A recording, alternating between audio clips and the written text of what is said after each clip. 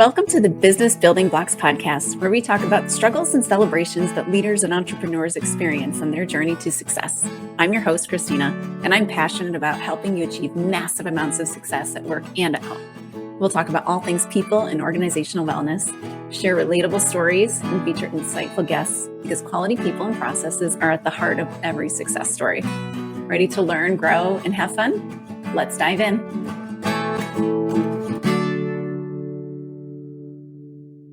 Hello and welcome to the Business Building Blocks podcast. I'm your host, Kristina Schmitt. I have a super fun guest for us to talk to today. I have Jason Spalding. Jason, welcome. Great to be here, Kristina. Oh, great to have you. We have had some fun conversations leading up to this, so I'm very looking forward to the conversation today. Absolutely. For the listeners, Jason is the founder of Into Pact HR, which is a leadership development and fractional HR agency rooted in psychological leadership, trust, and respect. That aligns perfectly with what we talk about all the time on this podcast. Welcome. I'm so happy to have you. Thank you so much. I'm really excited to be here. So just to give you a little bit of background about myself and where I started, I'll start from the beginning. I'm one of 6 kids adopted. My parents adopted all different nationalities. So I have a Chinese brother and sister. I have an indigenous Bayesian sister. I have some French Canadian. One of my sisters is part Cuban. I'm Jamaican Scottish. And so we had a little multicultural thing going on at home. Grew up on a farm on the East Coast in New Brunswick. So yeah, it was embarrassing at the time, but now I wouldn't want to change it for the world. What experience, really? Oh my goodness. Yeah, it was kind of embarrassing because my mom was known as the bird lady. She had a picture on the front of the paper, the bird lady. And you just imagine us going to high school saying, oh my God. Yeah. But yeah, it was one of those things. So I think that, yeah. And then as I went on, I worked rebar, in the East Coast, you work as many jobs as you can, whatever you can find. So I worked rebar. And then ultimately when I graduated from university, I didn't have a job. So I was a correctional officer for 1.5 years. And that was a great experience. It's not as bad as people think, but it kind of lets you know how the politics, its processes and strategies work inside the jail versus outside the jail. And honestly, we could learn a lot from the way they act in the jail. Interesting. Because they actually have a process in place. Yeah. For a process for what? Sorry, now I'm getting real curious. Just so it's the way they go about things and what you can or cannot do, what's acceptable, what's not acceptable, who's the ultimate leader in each of the units, who's the ultimate leader of the whole jail. They're the shot callers. They're the ones that will make decisions. And just how the cliques work in the jail and how they can come up, like the conflict, how they deal with conflict, because they don't want their whole entire unit to go through crap because then the unit's going to be locked down and nobody's going to have any fun at that point. So it's just really strange to see when they do have conflict, how do they deal with conflict? Yeah. And who deals with the conflict? And it's not always the head honcho of that particular unit. They have certain people, and it's really interesting to see. Yeah. It really is. So that was my first kind of like the aha moment. I'm like, holy smokes, and like leadership, like who would think there's leadership actually in a jail, right? Yeah, you don't think about that. Definitely not your first go-to example. Yeah, definitely not. It's definitely not one of those things. And yeah, it was really cool. All along I was doing sports and I actually threw the javelin in track and field and I did well when I was younger. I had a Canadian record for a while and I got to go on a scholarship and it was really a great experience there. And I think that all of these things, when you're talking about leadership, like the coaches I've had, like one of the coaches I had that really made a positive impact was also from New Brunswick, and he was on the 1980 Olympic team, John Carrazza. We didn't go to that Olympics because we boycotted that Moscow Olympics. So he didn't go to the Olympics. But when I met him, and this is the different types of leadership, I was 5 minutes late or 7 minutes late. And I had to drive like 2.5, 3 hours one way. And I was late. And he waited, he shook my hand, and then he got in his car and drove. So I got in my car and drove, followed him. I said, I'm so sorry. I will never be late. And after that, I was never late. I was always a half an hour early. So his leadership style was very focused, and they didn't have much room for any kind of flexibility at that point in time because he was trying to establish something. So that was one of the leaderships that I actually took and I understood. And I essentially, when I coach, I kind of take that on a little bit. But then on the flip side, I've had other coaches where they're really soft, and that does not work with me. It just doesn't. Same thing can be applied in the workplace, right? Absolutely. And yeah. And it's just one of those things. And I know, Kristina, we spoke about it and you played in the band. Uh-huh. And your conductor, or your, I don't know if I'm using the right terms, but whoever's leading the band, Uh-huh. he or she is probably going to be very, like, there's no kind of flexibility. You have to do what you have to do. Is that correct? So there are some, yes, that are like that, and some that are not. It was interesting you brought up the late thing. I went in the Michigan marching band. Dr. Ravelli is like the guy. He was there for a number of years. And the one thing I really learned from being in there was, I'm trying to remember the exact saying, but it was basically, to be on time is to be late. To be late is to be forgotten. Yeah. And there you go. It hit home. Yeah. And as much as that sounds very strict, I think that people like Kristina and myself, when we do an alternative discipline other than the workplace, it does hold strong and it does hold true. Michigan marching band is go down in the history of one of the greatest marching bands ever in the history of the NCAA. And coaches, they oftentimes, like the previous coach for the Green Bay Packers, if you're not 15 minutes early, you're late. And it's the same thing. It's the same thing. We had to be a half an hour early, essentially, for practice. Otherwise, you weren't ready. Yes, 110%. And my athletes, when I coach my athletes, whether the university or high school, if they're not warmed up by the time I get there, you're like, I'm pretty much turning around. I want you to be warmed up. My time and your time is valuable, and I want to optimize everything we have, right? So I think that all throughout this, there's different leaderships that I have learned, and exactly what it takes to really get into that, and the difference between, and I think you and I talked about this, I liken it to quick service business, like QSB, and then like the other kind of business. Quick service business is like your McDonald's, your Dunkin' Donuts, your Tim Hortons. You go through the drive-through, you make an order, it goes through the point of sale, it goes inside the building, and the people that are making your muffin or a bagel, they're going to get it, and then the other people are going to get it, and then it's going to come to the window, and you get it. That's cool. And they probably have standard operating procedures for that. And to me, that's what managers look at. Okay. Yeah.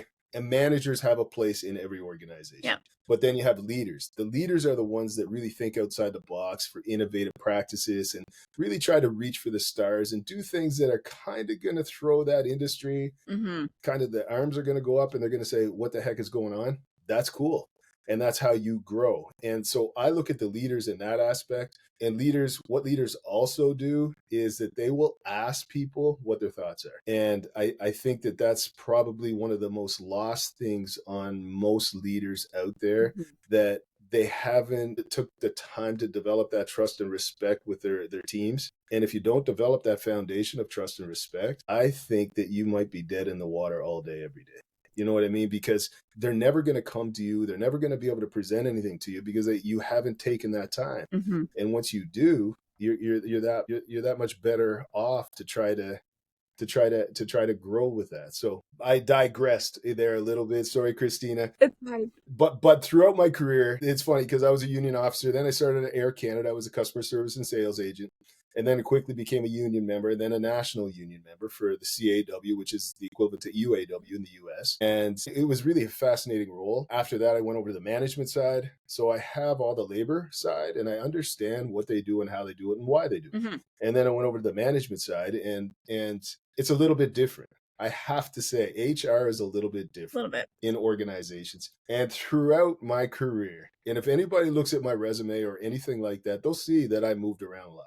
It wasn't because I wanted to, it's because I had to. And I think that the difference between people that practice HR is the degree of ethics and morals that they want to bring into it. And I always encourage people that are just getting into it, never forget your ethics and morals, because as soon as you do once, you're going down a path that is potentially not going to align with you in the long run.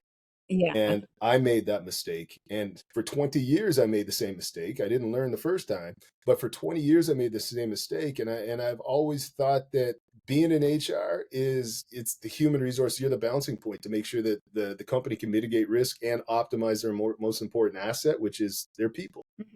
And I was wrong in some of those organizations, and not everybody looks at things the same way. And that goes back to why we're talking about leadership and what that looks like, because I think that it's important to understand what the data says, that only 15% of leaders, 20% of leaders have ever been trained on how to manage or lead people. So now you're stuck with 80%, the majority. out there that have no idea, and they're just doing the best they can. And they're probably learning from somebody that was a top-down manager. And it's you're not preparing yourself for the future. Yeah. Because as you know, Kristina, the workplace is changing. In the past 5 or 10 years, especially since COVID, Mm-hmm. it's nowhere near what it used to be. And Yeah. employees have a so different expectation of what they're going to be feeling like in the workplace. Mm-hmm. And I think that you just got to be able to understand that and control that.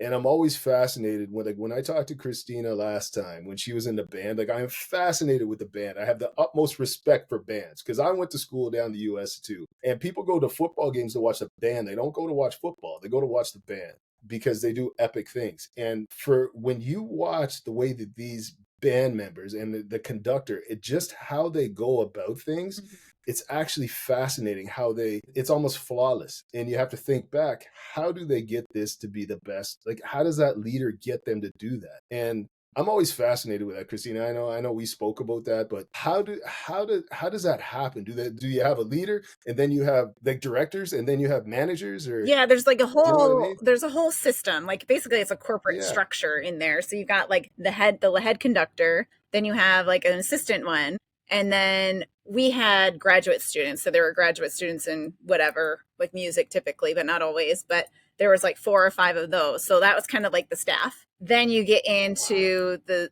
students or like the actual band members. So you've got your drum major, and then you had like we had rank leaders. So basically every 12 people there was someone running that team. Essentially there was a rank leader, and then there was a whole system and standard for how you could get into the performance block, and there was a reserve system. So it was competitive, it had structure, but like when you think about what we had to put out every single week, it was super interesting. Like every week was a brand new show. So you were learning 4 or 5 pieces of music, all the moves that went along with it. So you're memorizing the music, you're learning where to go, and putting on this show that has to be perfect by Saturday morning.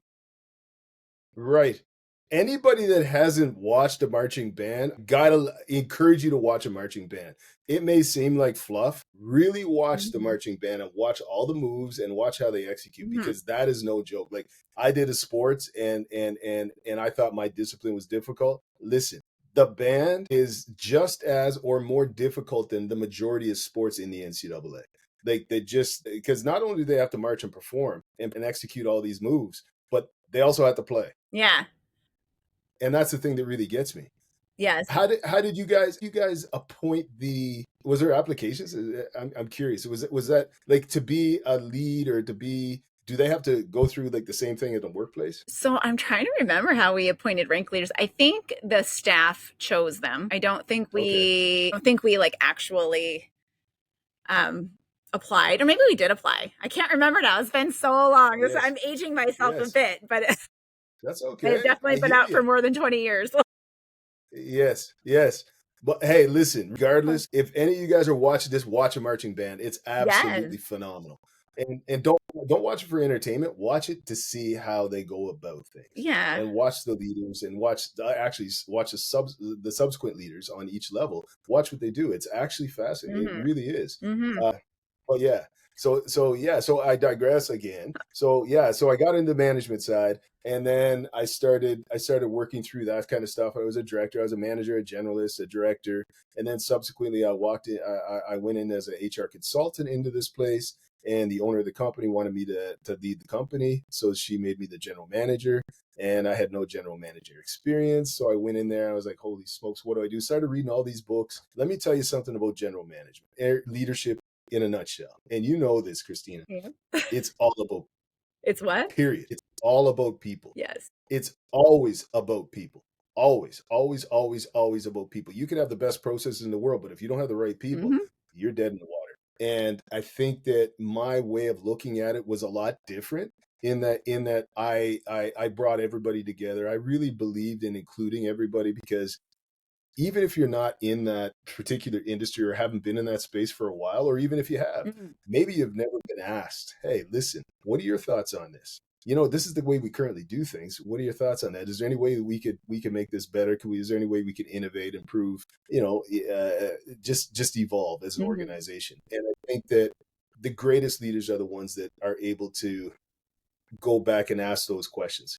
But it goes back to what I had said about developing that trust, the foundation of trust and respect. It takes time to develop that.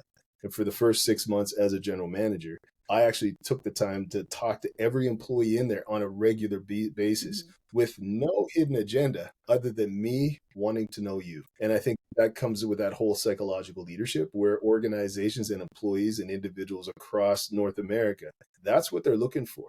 They're looking for almost like a home away from home where there's not going to be stressed. You shouldn't wake up in the morning and say, oh my gosh, man, I have to go to this place again.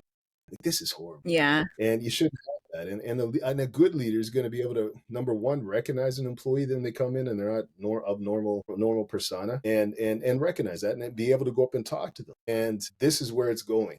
And some of the old school leaders, they don't want to do this because number one, it's too hard. And number two, they don't feel they have to. Yeah. And if you're going to get your company to where you want it to get to, I think that you don't have a choice these days. I don't know what your thoughts are on that. Well, I want to just talk about a little nuance of what you said there, because we do want it to feel like a welcoming, a safe space where people can like say, hey, I need help, or hey, I have an idea. Could we try it? That kind of thing. We want it to be safe enough for creativity and to be able to raise your hand and say, I need assistance. So before things blow up like crazy. But at the same time, we do want to and need to push people. We need to challenge them and stretch them. But that need to feel safe is the thing that will make them be more stretchable, if that makes sense, to be able to grow them more. 10%.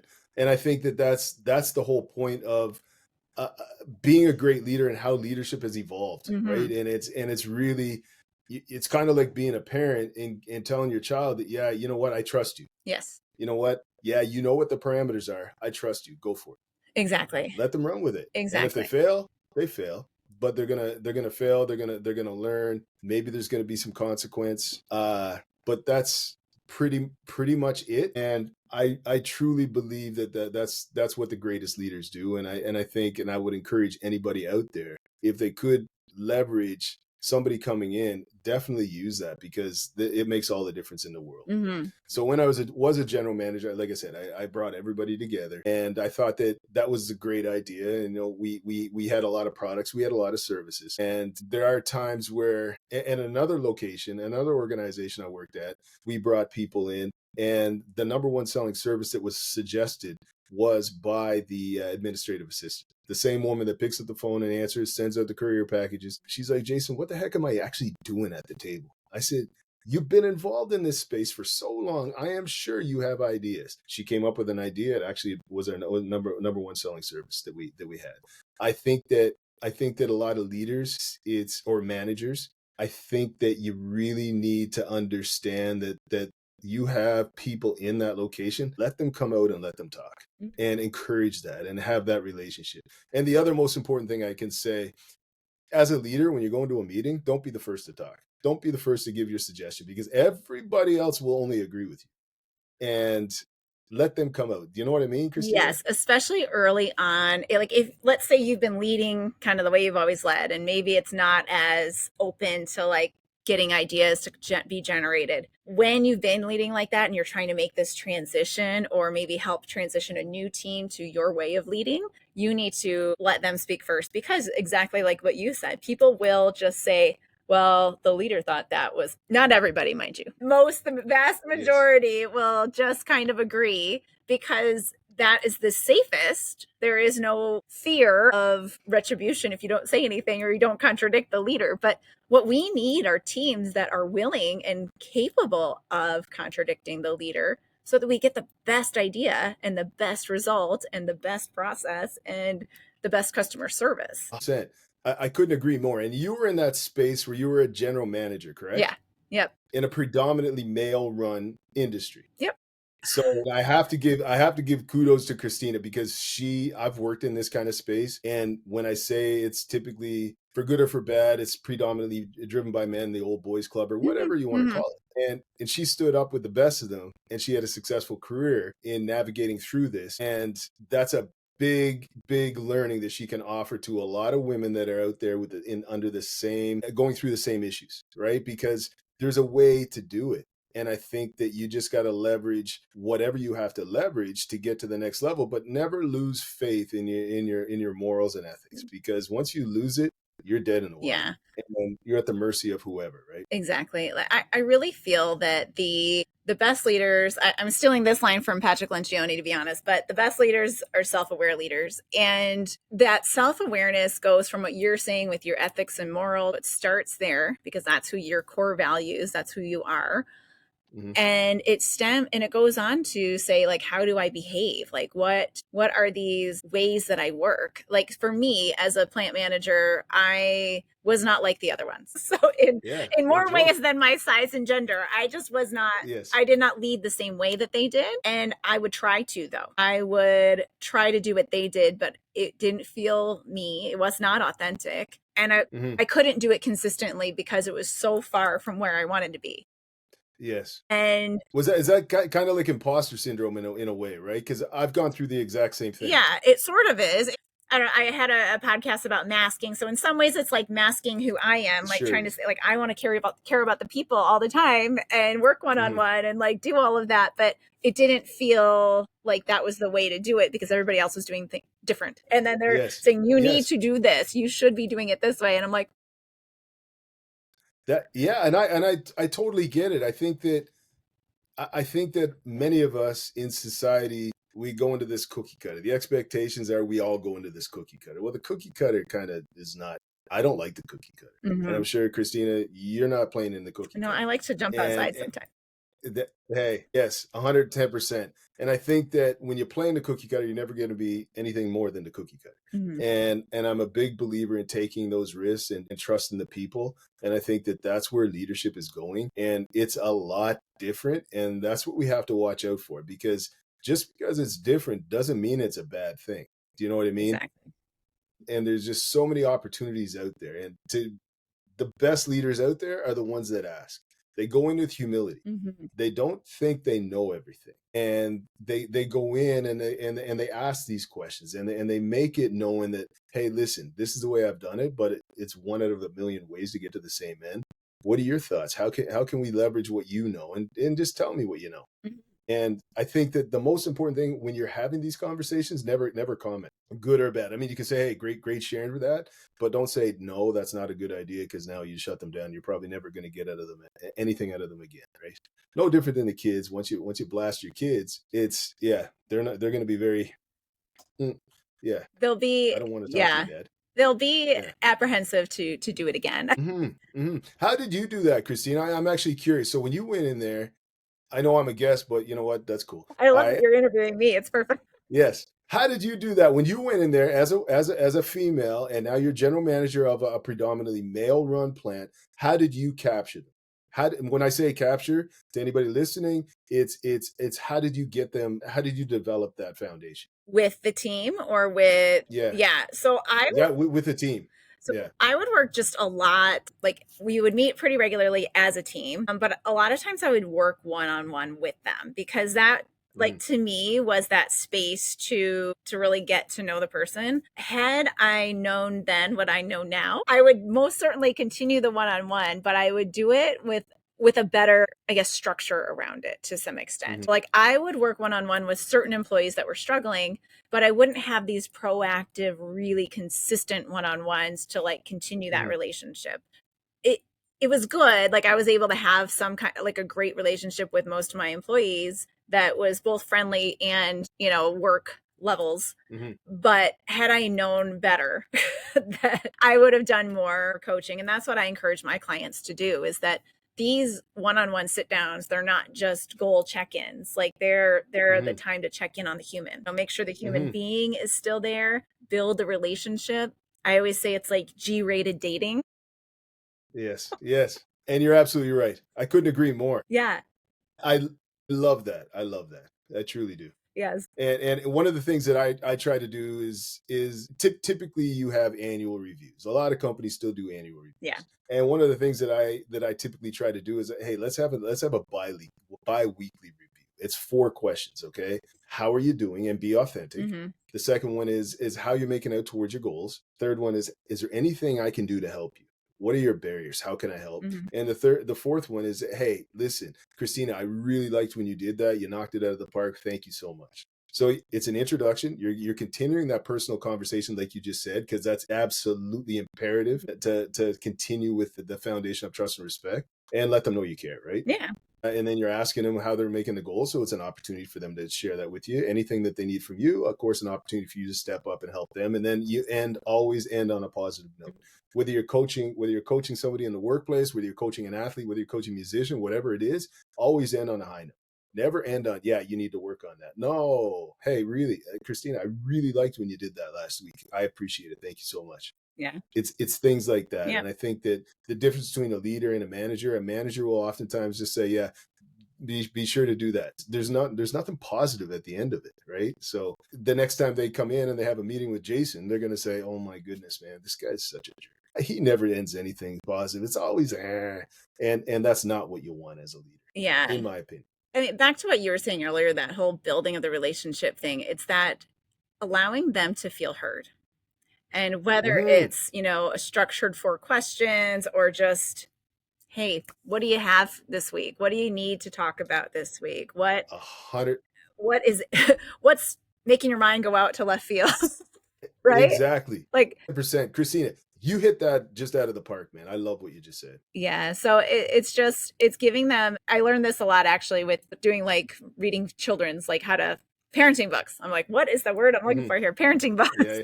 They're like, a lot of tantrums happen actually because kids just want to be heard. So when you can basically say, I have heard you and we need to do this, which might not be what they said, but I heard you and I believe you. Like, Mm-hmm. those words are so powerful. And for people with kids, like, your kids are the raw version and the very like out there version of what your employees, what your team members are going through. It is Mm-hmm. hugely powerful to just watch how your children react and just realize that's probably still happening, but they're not. We're all adults now and we can do it inside our brains most of the Yes. 110%. You know what? You hit it right on the head. I was listening to a podcast the other day. I was walking my dog, and I listened to it, and the person said most people listen to the first sentence, and they're already transcribing how they're going to respond to the first sentence time. without hearing everything else that they're said. And I am the first one to say that I am guilty of that all the time, Also up guilty. to this minute. Yeah, right. Like up to this minute, because we just want to. I think that it's probably, well, I know it's in me, just I want to help. But really, if I would have heard them out, I wouldn't have said what I had to say, because they actually answered it later on. But I didn't hear them because I was too motivated. How do I respond? I want to be on top of it. How do I Yeah, respond? So if I could say anything to any leaders out there, just take the time and listen. Just like Christina says, take the time and listen. My kids always tell, Dad, you're not listening. I'm like, I just want to fix it, but you're not listening. So now I'm like, okay, I gotta listen. So now I keep quiet, and then I make sure that they're finished, and then I'll pick up on yeah. it. But it's no different in the work, and you hit it right on the head, Christine. Like, it's no different in the workplace. We've got to think back, right? Exactly.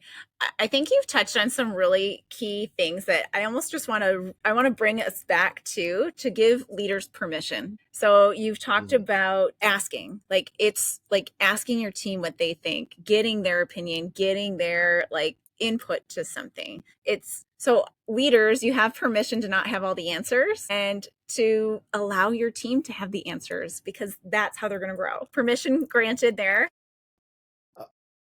100%. Yes. And the other permission is around your listening. I think that a lot of leaders, they feel they have to have this really intelligent response or this great question or this great answer, one or the other. So we're constantly listening to respond, but Mm-hmm. it's okay to have a slow response. It's okay to repeat back what it's actually very good to repeat back what the Yes. person has just said to you, so that you're extra hearing it and extra understanding it and showing them you Mm-hmm. just heard them. And that's a good practice, but it's like permission to slow the conversation down. Mm-hmm. I know myself, I'm like, Yeah, same here, same here. I was just talking to somebody yesterday, a peer, and I'm like, holy smokes! I said, you pause a lot, and it makes me think about what you just said. She goes, that's where it's at. I said, and that's wrong. Like, I just blah. And the way that she spoke and the way she listened when I was speaking to her, she paused like you, and she paused, and I know she was taking it in. Sometimes it drives us crazy if we're on the phone with somebody and there's pause. Mhm. Like, I'm like, hello, you still there? Oh yeah, Jason, I'm just thinking. Well, it's kind of awkward, right? It is. But when it's face to face, I couldn't agree more. And I think that what you just touched on, Kristina, is incredibly powerful. It's I started up this new leadership methodology called Hive. Mm. Hive stands for, it's H for humility, I for inclusion, V for vulnerability, and E for evolution. Mm. And it's actually based off of bees. Bees have been around for over 120 million years. They've done something right. They outlived dinosaurs. They outlived all the catastrophes in the world with volcanoes and all that. And they're still here, and they're still needed. And how do they navigate? Well, they work together. You know what I mean? No bee's above any other. Even the queen bees, she's there and she's getting looked after. But when a bee goes down, they all go and help. You know what I mean? And that's just the way it is. And I think that I purposefully did this to really help leaders grow. And when you're talking to humility, and I think that that's what you just touched on, is going in. You don't have to have all the answers. And it's actually incredibly powerful to say, I am not sure. Mhm. And what are your thoughts? Yep. Because that shows vulnerability. Exactly. It shows humility, that you're not coming in and saying I'm everything and it has to be my way. That way of leadership is gone. Mm-hmm. It's gone. Yeah. And then inclusion, of course. I mean, if you have 50 people and they all come from diverse industries, I don't care about their background, whether it's diverse, and maybe that's helpful. But if you have like say 10 people on a team, why not bring them all in? Because even if with five years experience, that's 50 years experience you can leverage off. Mhm. And somebody's going to be able to bring something powerful in there. And we just got to work through it. Exactly. Which is arguably why the Toyota production system is so successful, because that's one of the strategies that they use, Yep. right? Yep. They ask people, hey, how do we improve? Yep. And they hear them and they actually try to implement. Yeah. And well, they do. I they think had that's them implement it. That's where it's even yes, more powerful. yes. Oh, that's a great idea. You and your team have time and money. Go do it. And that's, yes, Kristina. And that to me is what a leader will do. Yes. The leader will take that chance and say, hey, listen, you have an idea, run with it. Mm-hmm. And when I was a general manager, I said, you think that's going to work? Yeah. I said, run with it. Well, Jason, what if it doesn't? I said, what if it does? You know what I mean? Go for it. Yeah. Seriously. I said, if you fail, I don't care. Try. You know what I mean? Mm-hmm. And I think that what you just said is incredibly powerful, Kristina. When they come up with the idea, like we're talking about Toyota production system, run with it. That is so powerful. It is. It is. You know what I mean? Yep. Yep.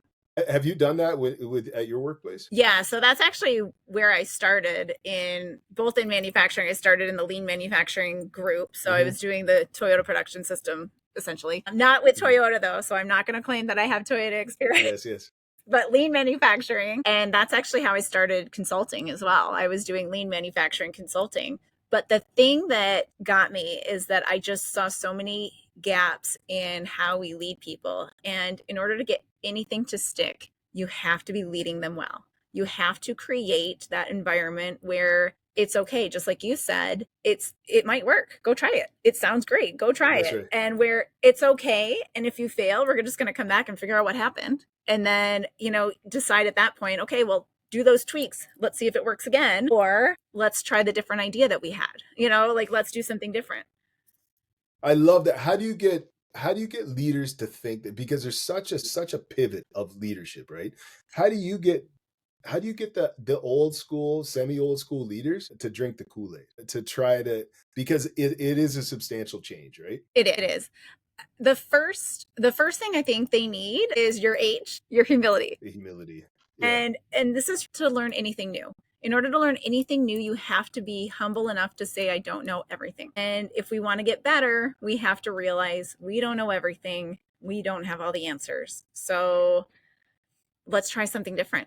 Let's learn something new. Let's 100%. Bring the team in and see what they have, because we employ them for more than just being the monkeys to do work. Like, we don't want a bunch of monkeys on a line doing the work. We want thinkers, problem solvers, people that can do, people that can act. That 100%. And most employees have that in them. They do. It's just that nobody's ever opened that up. Yeah. I think, people in our world, we're trying to, that's what our goals are. 100%. because it makes people better workers because they Mm. own something. Like that's that whole empowered. I hate using the word empowered because Yes, yes. it's overused. It sure is. And misused. Yes. Misused big time. Yeah. And Yeah. yeah. But that what we really mean by that is that people feel like they own something enough to care about it. And I always Hmm. some of like I like working with clients who like they've started this business and they've grown it and now it's so big they're like how do I get my team moving all in the same direction or how do I get my team caring as much as our original 6 did? Like we started with 6 Hmm. people and everybody cared. Everybody would put the extra effort in. How do I get my 30 people to do that? How do I get my Hmm. people to do that? That's right. And that's how you do it. That's exactly how you do it. 110%. Christina, bang on. Mm-hmm. So let me go back. So I talked about the H, humility. I talked about the I, the inclusion. And now I'm going to talk about V, vulnerability. Okay. So as a leader, it's arguably the most important thing you will ever do as a leader is show vulnerability. Yep. It's even more so than humility, right? Yep. Because you have to come in and let people know that you don't expect perfection. You don't expect them not to fail. Because I truly believe that if you're not failing, you're probably not trying hard enough and you're not taking that leap of faith. You know what I mean? Yep. And I think that you need to. And as a leader, by going in and saying that, yeah, you know what, don't worry about that. You know what, here's some of the stuff that I did in my past. And be out there because that's typically stuff you would never have shared with anybody because of embarrassment. Be embarrassed and be that weird leader because that is going to make the impact. And let them know that it's okay to take a chance. What's not okay is not taking a chance. Let's try. Yep. Let's try and die. We'll come back to life. That's fine. But it's okay. It's okay. Yep. You're not going to die. You're going to take a chance. It's okay. Reminds It's me of okay. what the So kids say. It's Roblox. We're not going to die. yeah, I die nonstop with that damn Roblox, but I hear you. Hey, Dad, try it. I'm like, no, I can't anymore. I die too much. Yeah, but you're absolutely right. And then it takes me to E. The E, the hive, and the E is the evolution. So after you get the humility, the inclusion, the vulnerability, you are dang sure to start evolving your organization, right? Absolutely. Because you're going to have everybody that's a part of the process and authentically a part of the process. It is so hard for a lot of managers to convert over to leaders because they are not confident in what they do and how they do it, that they're able to say, okay, just run with it. Yep. Because they all think it's on them. Yeah. And ideally it will come back to you, but as long as you're open and you communicate in an open manner, I think that you're going to be fine always. Yeah. And you're never going to evolve until you actually take that chance. I don't know what your thoughts are on that, but I mean, absolutely. Like that's the leader's ultimately accountable for everything. They're accountable for what comes out of their team. But when you allow others to take responsibility and to own it, that's how you get them to learn. That's development, empowerment, to use the dirty word of empowerment. Mhm. And that's how you're going to evolve. To jump back to your Yes. E, that's how you evolve because now you've Mhm. grown and you've learned. Now you've grown some more. Now you've grown some more. It's exactly that. So Yeah. yeah. What I find amazing is when I started talking to Christina, it's actually crazy amazing how much we're on the same path. And I never spoke to her previous to like 2 or 3 weeks ago. And it's actually I've been in this space for a little bit and I have never really met somebody that has gone through something like this. And Christina, like what you've gone through is like we're running in parallel and it's actually really encouraging and amazing to actually see other people that are moving down that road and that strategy to actually help people and help organizations evolve, right? And there is a big shift. There's a massive shift happening. And I personally think that you either need to get on or you're going to be left behind. And that's kind of applicable with AI, but AI, the one thing I can tell you in my perspective is that AI is never going to take over the people operations because you have to understand what drives people. Yes. And that whole psychological safety and all that kind of stuff and being there. An AI bot or something could easily take over those organizations that do not want to develop any kind of rapport with their employees. And it's very easy, very analytical. The robot will come in. Okay, you only did 98 widgets today. You're supposed to do 100 F. You know what I mean? And it's going to be very informal and blah. But the thing that's going to drive individuals, which are your most important assets, is that leadership and taking them on the journey with you and you going on the journey with them. And I think that that's why I very much respect what Christina has done. And I really respect the fact that, and this is maybe me being like a sports dude, but just marching band is, you have no idea. It's like, psh, holy smokes, you played in a marching band? Not only that, but at the University of Michigan. Check it out, guys. Seriously. Yeah, check them Like out. it's a game changer. But yeah, when we first started talking about the difference in leadership, and coaching, I think that when a manager's there and a manager goes, oh, your KPIs are here, you're not meeting your KPIs, and yada yada yada. The expectation is the goal was you meet the KPIs. Well, a leader's going to ask, what can I do to help? Yes. You know what I mean? Yep. Is there any barriers? Do you know what I mean, Kristina? Mm-hmm. Like, yeah. I would liken that's the difference between a manager and a leader. Yeah. Well, the manager's like, okay, then do it. Are you going to get it done next time? Okay, go ahead and do it. Versus that coach, like, okay, so what got in the way? And there are layers of onions as to what's going to get in the way. So that's right. So I think that as a leader, you got to understand that this is something that's going to be it's incredibly important in an organization. It's incredibly important to people to have a leader, not a manager, to have a leader. And like Kristina said, there is a lot of onions. And as you go through leadership and start developing that rapport with people, you're going to understand that their dog is sick. You're going to understand their kid's sick, their grandfather's sick. They have to do some family care.